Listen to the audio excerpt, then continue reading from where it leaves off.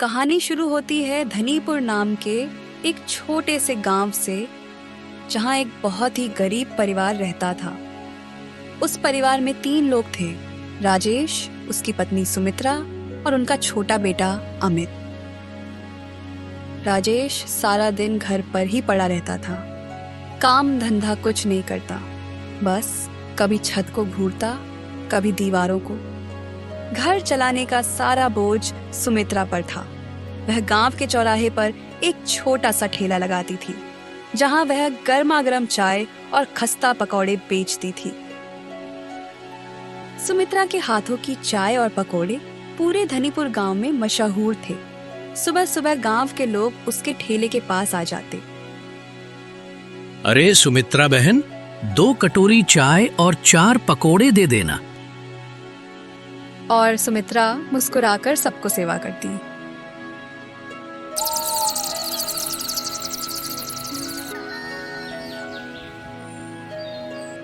एक दिन जब सुमित्रा रोज की तरह अपने ठेले पर ग्राहकों को चाय पकौड़े दे रही थी, तभी एक अनजान आदमी वहां आया।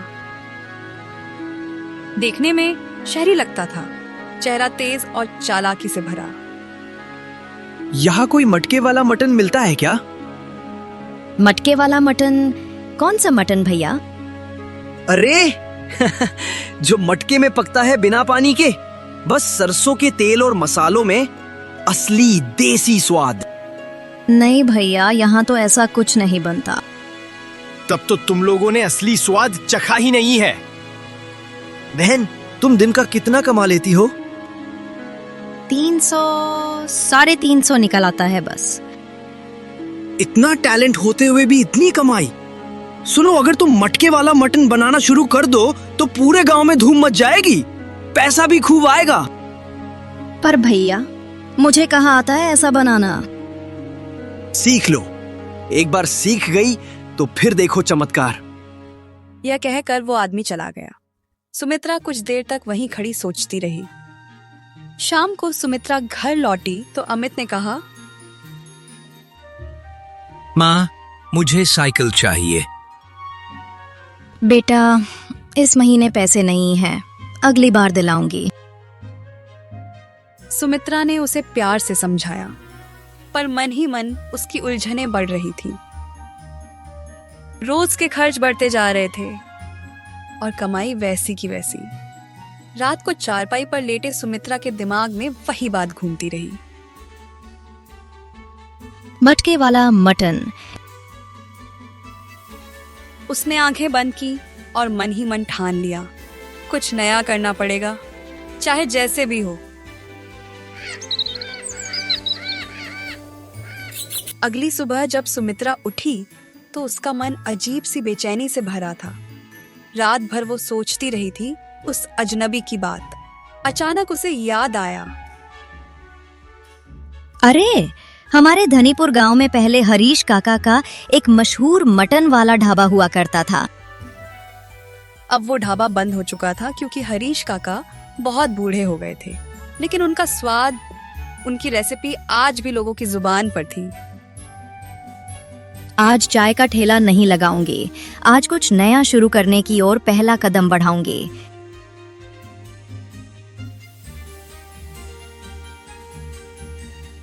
काका, मैं सुमित्रा चाय वाला ठेला लगाती हूँ, आपसे एक बात करनी है। आओ बेटा, अंदर आओ।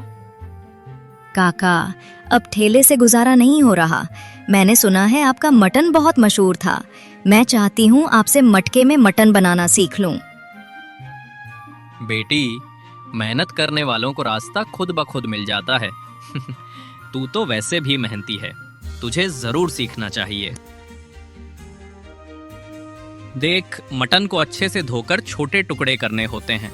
फिर इसमें डाल सरसों का तेल, लाल मिर्च, हल्दी, धनिया, जीरा, लहसुन, अदरक का पेस्ट और सबसे खास गरम मसाला। और तेल कितना डालना है काका? बस इतना कि मसाले मटन में अच्छे से लिपट जाए और पकते वक्त जले नहीं। फिर इस मिश्रण को मटके में डालकर ऊपर से मटके का मुंह आटे से सील कर देना।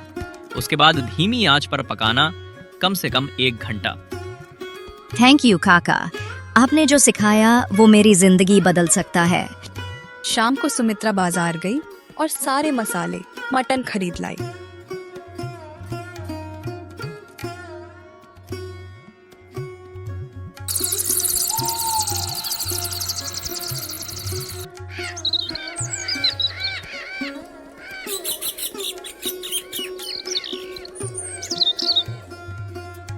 अगले दिन वो गांव के चौराहे से थोड़ी दूर एक खाली जगह पर गई। वहीं मटके वाला स्टॉल लगाने की तैयारी की। उसने मटके धोकर तैयार किए, मसाले मिलाए, मटन भरा और मटके चूल्हे पर चढ़ा दिए। 1 घंटे बाद चारों ओर एक लाजवाब खुशबू फैल गई। अरे, यह खुशबू कहाँ से आ रही है? यह कोई नया स्वाद है लगता है।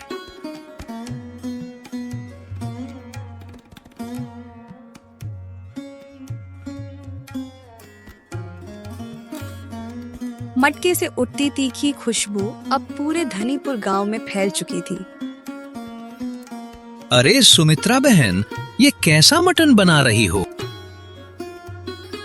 भाई साहब, ये है स्पेशल मटके वाला मटन। एक बार खाकर देखो, उंगलियां चाटते रह जाओगे। तो लगाओ लगाओ, 2 प्लेट लगाओ जल्दी। हे भगवान, ऐसा स्वाद तो मैंने शहरों में भी नहीं खाया। सुमित्रा बहन, तुमने तो कमाल कर दिया। कल फिर आएंगे पूरे परिवार के साथ। कुछ ही देर में सुमित्रा के ठेले पर लाइन लग गई। शाम तक उसने 1200 रुपए कमा लिए, जो अब तक की सबसे बड़ी कमाई थी। घर लौटते समय सुमित्रा बाजार से एक मिठाई का डिब्बा भी ले आई। अरे सुमित्रा, मिठाई, आज कोई त्योहार है क्या? हाँ, आज हमारे नए जीवन की शुरुआत का त्योहार है। सुमित्रा, सच कहूं तो अब मुझे भी लगने लगा है कि कुछ करना चाहिए। कल से मैं भी तेरे साथ चलूंगा, तेरा हाथ बटाऊंगा। सच में राजेश? हाँ सुमित्रा, अब सिर्फ तुम नहीं, हम दोनों मिलकर सपने पूरे करेंगे।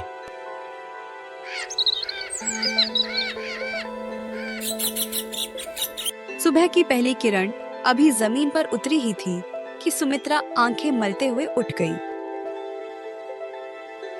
आज तो बहुत ऑर्डर आएंगे। सुनो सुमित्रा, आज पूरे 10 किलो मटन लाया हूं। आज मटके वाला मटन धूम मचाएगा। चलो, फिर आज तो हम दोनों मिलकर जलवा दिखाएंगे। 1 घंटे बाद वही जादुई खुशबू हवाओं में घुलने लगी। तभी वहीं पुराने झुके से कदमों से हरीश काका आते दिखे।